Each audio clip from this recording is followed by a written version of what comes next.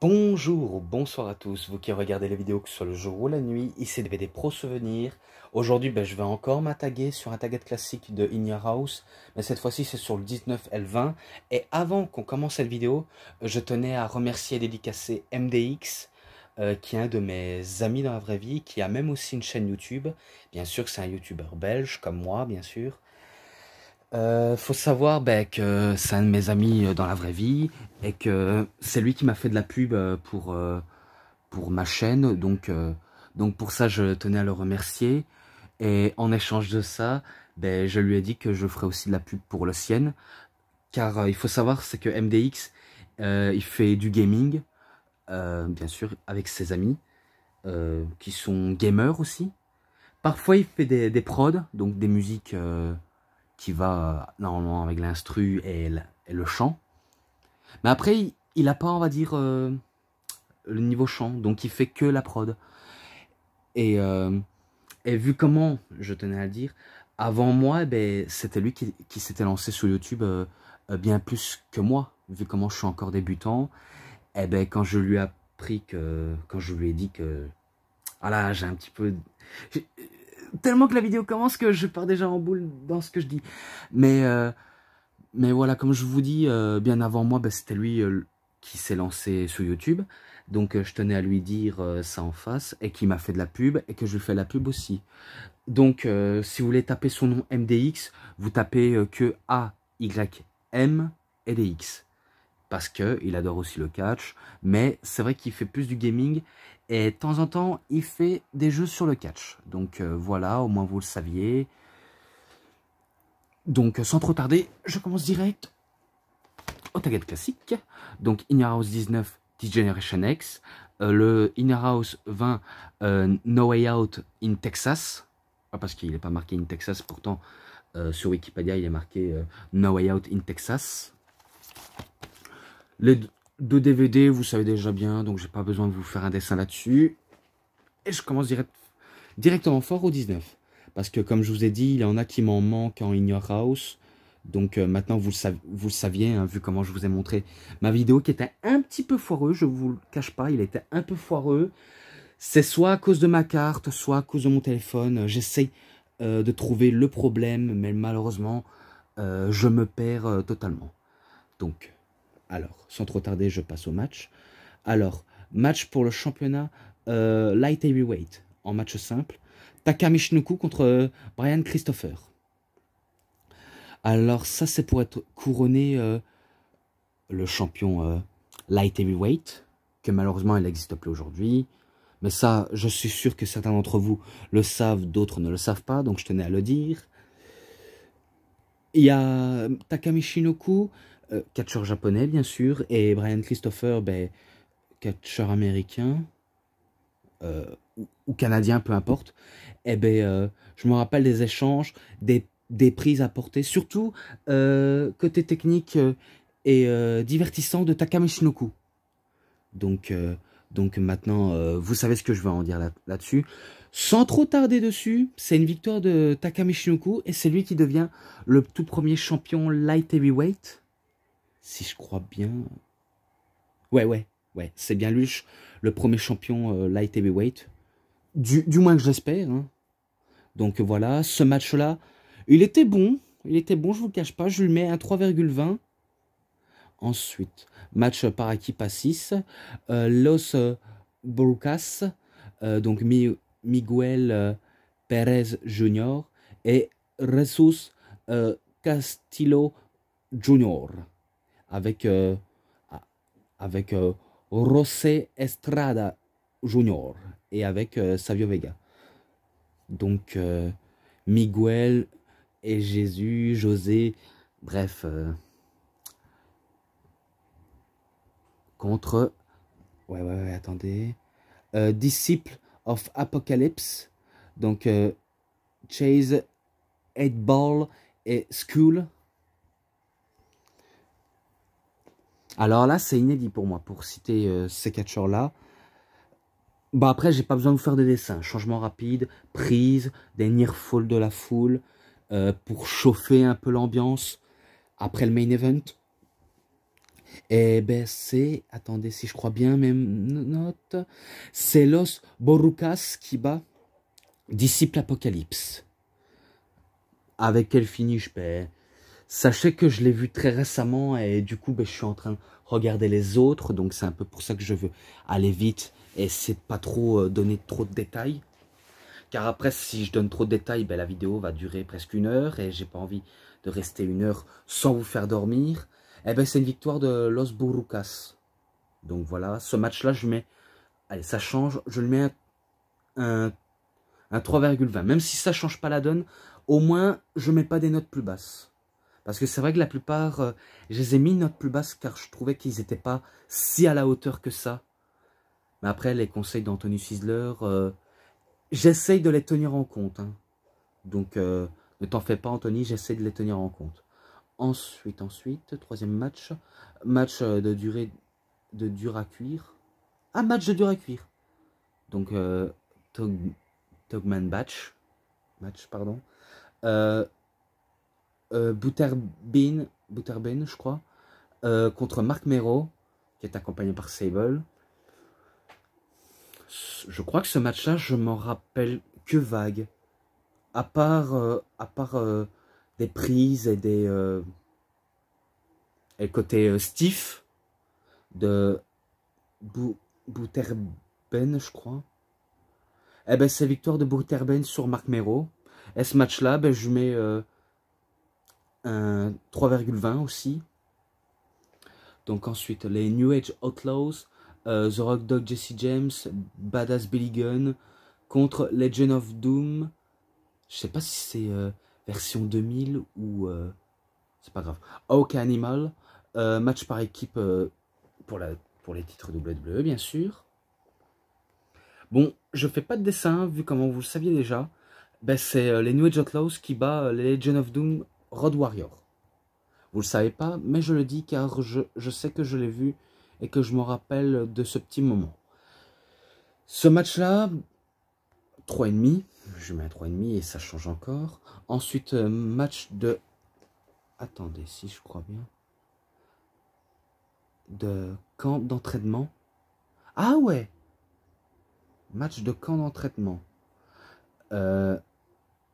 Triple H, qui est accompagné par Shayna, contre Sergent Abattage. Je sais pas si c'est Sergent Slaughter ou Abattage. Donc, match d'entraînement. Donc, c'est pour voir qui... On va dire quelqu'un qui fait des meilleures pompes, ou des abdos, ou même du parcours, je crois. Car je me rappelle de peu dans ce match, mais... Donc... Bref, on va dire... De toute façon, c'est avec Shayna et qu'ils ont vaincu... qu'ils ont vaincu le sergent Abattage. Vu comment Shayna aussi prenait part aussi... Est-ce qu'on peut appeler ça un match? Car je pense pas que c'est un match où on peut dire c'en est un. Bref, peu importe. Ce match-là, ça m'a un peu diverti. Mais après, c'est pas vraiment un match. Donc, pour la donne, je lui donne un 3,20. Ensuite, match simple. Jeff Jarrett contre Undertaker. Étonnant. Ah ben non! Ouais, je le savais, je me suis trompé. Sergent Slaughter. Vous voyez, quand je suis focalisé sur mon téléphone, eh ben, je regarde pas ce qui est écrit eh ben, sur la jaquette, en fait. Mais je savais pas que c'était Sergent Abattage. Mais ils auraient dû marquer Sergent Slaughter. Hein. Donc, désolé pour l'erreur. Je tenais à dire désolé pour l'erreur. Car Abattage, ça aurait été ça, ben, ils nous auront marqué autrement. Donc, voilà, même... vous voyez, quand on est concentré sur un seul objectif, eh ben, d'habitude, je suis toujours concentré là-dessus, mais là, c'est plus sur mon téléphone pour éviter que je me trompe, parce qu'après, si je me trompe dans la cohérence victoire et défaite, eh ben, je me ferai passer pour un con. Donc, voilà. Donc, je n'en étais à Jeff Jarrett Undertaker. Et, attendez, si je crois bien... Je me crois bien de m'avoir souvenu des petites tensions qu'il y avait entre Taker et Jarrett, et que Jeff Jarrett refusait le combat, et qui tentait de se faire disqualifier pour éviter d'avoir affaire à lui. Et ben finalement, ben, c'est Undertaker qui, si je crois bien, il se fait disqualifier. Je sais pas pour vous, mais il se fait disqualifier. Vu comment c'est marqué victoire Jarrett. Donc victoire par disqualification. Une fin que je déteste. Victoire par disqualification, même si ça permet de continuer la rivalité. Pour moi, ça reste lassant. Vous saviez, j'espère que vous le saviez. Si vous ne savez pas, ben maintenant vous le saviez. Il y en a qui ont formellement l'habitude, mais je le dis directement. Donc, victoire de Jarrett, et ce match-là, ben, il m'a pas si plu que ça. Donc, je le mets à 3,10 pour de bonnes raisons. Ensuite, match 7. Stone Cold Steve Austin contre The Rock. Que The Rock est accompagné par Farouk, D'Lo Brown, Kama Mustafa. Et c'était pour le titre intercontinental. Tout d'abord, je sais bien que The Rock il va faire une promo. Et par contre, il marque encore Rocky Maivia. Mais on va dire c'est The Rock, Rocky Maivia. Voilà. Eh bien, tout d'abord, il fait une promo. Il envoie se faire voir la foule. Enfin, il envoie tout le monde aller se faire voir. Qu'est-ce que je peux en dire de mieux? Et c'est là où Stone Cold arrive en 4-4. Avec son blaze de tête de mort. Donc, il arrive, il allume la Nation of Domination. Et ça se joue entre The Rock et Stone Cold. D'ailleurs, je pense pas que c'est là où c'est la première fois qu'ils s'affrontent. Ah, qui sait? Qui sait, c'est la première fois qu'ils s'affrontent. Mais après, il y en a qui vont sûrement me dire peut-être pas, car c'est vrai qu'ils ont beaucoup eu d'affrontements, bien avant que leur rivalité soit mythique, que ce soit WrestleMania 15, WrestleMania 17, même le 19 ou d'autres événements comme ça. Donc on peut dire que c'est le premier, même si j'en suis pas tout à fait sûr. Eh ben vous savez quoi, ben, c'est Stone Cold qui bat The Rock et c'est lui qui devient champion intercontinental. Mais je tenais à dire, pour la plupart des matchs, c'est vrai que la qualité n'est pas au rendez-vous. Et en plus c'est vrai, elle est pas... la qualité, on va dire, elle est un peu brouillon de VHS, mais par contre ce n'est pas si VHS que ça, c'est parce que on dirait qu'il est taché... un des objectifs, on dirait qu'il est taché de vert et du coup ça donne un côté vieillot, mais ce n'est pas si vieillot que ça. Mais c'est victoire de Stone Cold. Et ce match-là, vu comment il était plutôt pas mal, je lui mets un 3,40. Et pareil pour l'autre qui va suivre. De toute façon, je le dis direct, je le mets pareil, vu comment on va dire ce match, on va dire, elle n'a pas été si folle que ça. Et aussi pour cause, vous allez peut-être comprendre, mais c'était pour le titre WWE. Ken Shamrock contre Shawn Michaels, que lui il est accompagné par Triple H et Shayna. Et pas de Rick Rude, vu comment il avait quitté la WWE pour aller à la WCW et ECW. Si je crois bien les rumeurs. Alors je me rappelle que Shamrock, ben, il voulait désespérément battre Shawn Michaels. Et que Shawn Michaels, ben, vu comment il était du genre borderline à cette époque. Il était à but de lui-même, il passait son temps à gueuler, que ce soit en promo ou dans les coulisses. Donc il avait une réputation de diva à cette époque. Hein. Vraiment une réputation de quelqu'un qui est un peu à but de lui-même. Peut-être qu'il voulait pas passer le relais aux jeunes, même si bientôt ça va le rattraper. Donc je tenais à dire que Shamrock était déterminé pour le battre, mais ils avaient prévu un coup de faire disqualifier Shamrock. En connaissant la DX, c'est probable. Donc Shawn Michaels, en gros, il perd.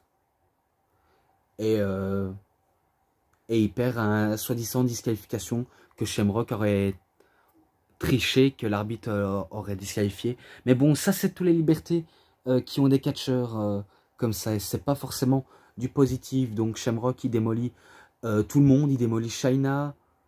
Mais après, ben, il va se faire allumer. Il va se faire allumer par Triple H. Pourquoi j'ai dit China? Mais non, Triple H et peut-être China, mais par contre China va pas se laisser faire.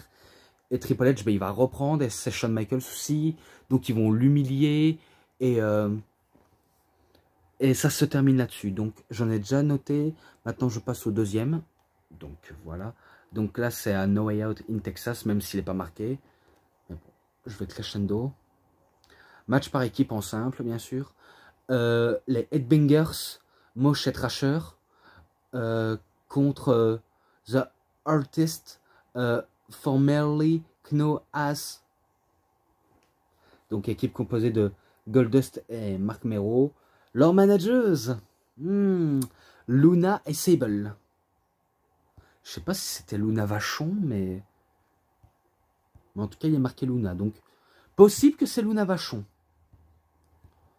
Et Sable, ben c'est Sable. Donc il n'y avait pas de titre en jeu. Donc victoire Headbangers, car ils ont battu The Artist formerly Kno As. Donc ce match-là, je lui mets un 3 vu comment je l'ai pas trouvé si folle que ça. Peut-être que certains d'entre vous, oui. Moi, je lui mets un 3 comme ça parce que je pense pas que ça nous a formellement bien mis dans le match. Même si ils essayent tout ce qu'ils peuvent. Mais respect quand même à eux. Mais malheureusement, c'est comme ça. Ensuite, Taka Michinoku contre Pantera. Match en simple pour le titre Light Heavyweight. Donc Taka Michinoku, ben, il met son titre en jeu. D'ailleurs, sa prise finish, je sais pas si c'est le Michinoku Driver ou un Shining Weather, mais je sais bien que Taka Michinoku, il a plusieurs prises qui peut en avoir en arsenal physique. Donc le El Pantera. Vous voyez, quand je regarde mon téléphone, eh ben, je regarde pas ce qui est écrit en fait. Car je me suis dit, il y a sûrement des petites erreurs que j'essaye pas trop tomber là-dessus. Mais là, apparemment, c'est pas une erreur. Donc El Pantera. D'accord. Eh ben, c'est Taka Michinoku qui bat El Pantera. Et il devient toujours champion. Ce match-là, 3,5. Car il est plutôt cool, celui-là. Ensuite, les Godwins, Henry O'Godwins et Phineas O'Godwins contre les Québécois. Donc l'équipe québécois, Jacques et Pierre. Non, je pense pas que c'est les Rougeaux.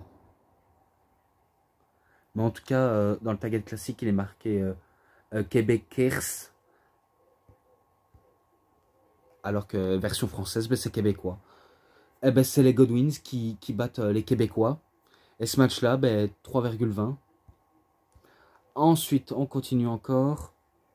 Attendez, laissez-moi voir. Justin Hawk Bradshaw, même si on va l'appeler que Bradshaw seulement. Contre Jeff Jarrett. Match en simple pour le championnat nord-américain des poids lourds NWA. Donc c'était pour le titre nord-américain de la NWA, bien sûr. Donc je pense que la WWE est en partenariat avec la NWA, ou alors, vu comment ils ont plus de structure, la NWA, ils avaient décidé de faire une extension, quelque chose comme ça. Mais bon, si je crois bien, ben Bradshaw il bat Jarrett par disqualification.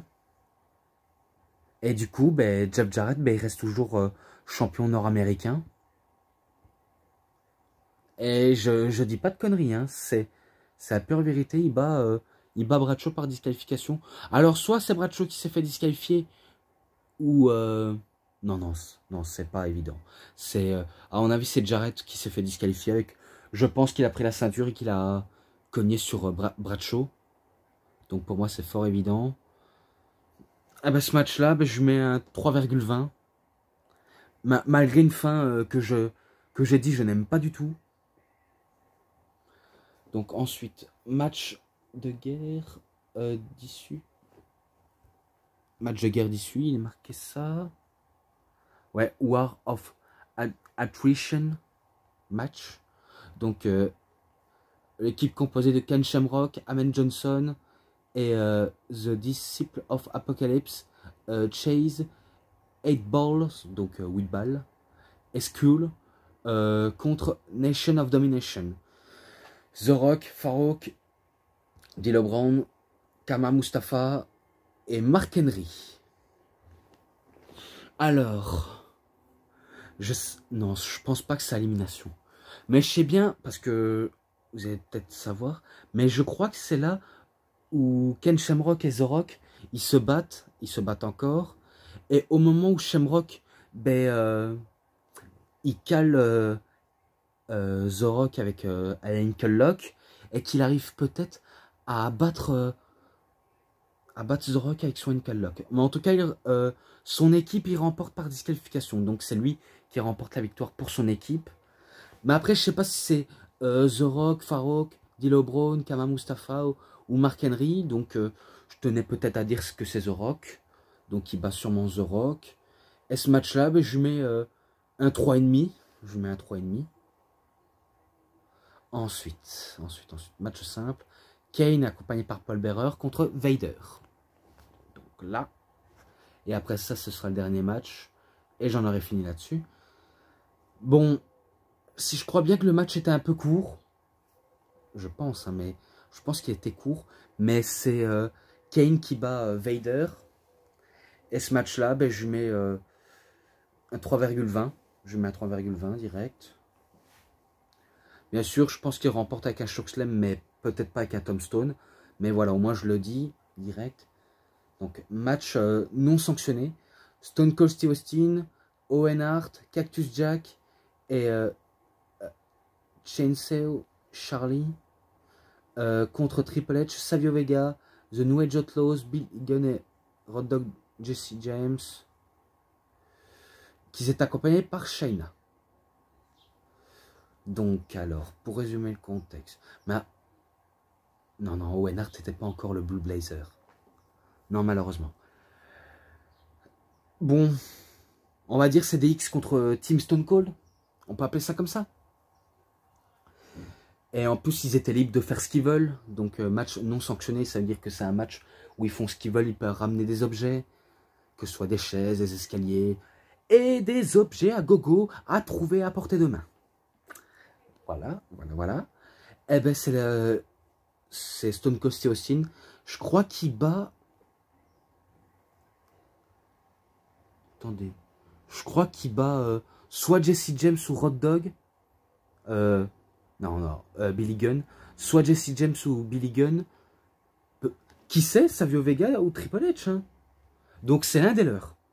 Je vous dis, c'est un des leurs. Donc, victoire de l'équipe de Stone Cold. Et ce match-là, vu comment il était fou, mais vraiment fou, un 3,40.